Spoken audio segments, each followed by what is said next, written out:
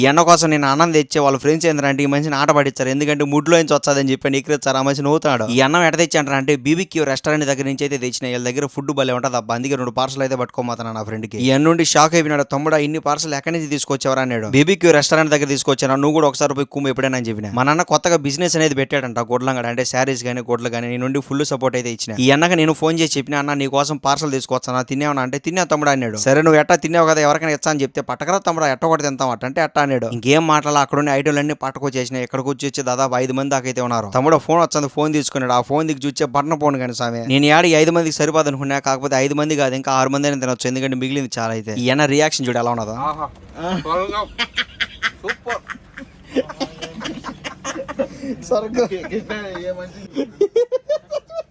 ఆ BBQ restaurant రుచులు ఎలా ఉన్నాయి చెప్పినా అని చెప్తే నటించమంటే జీవించాడు ఆ మనిషి, అందుకే నవ్వుతున్నాం మేము. మన వాళ్ళకి ఫుల్గా అయితే పెట్టినా సరిపాకనే ఉంటే చెప్పన్నా మళ్ళీ తెచ్చా అని చెప్పినా చాలన్నారు.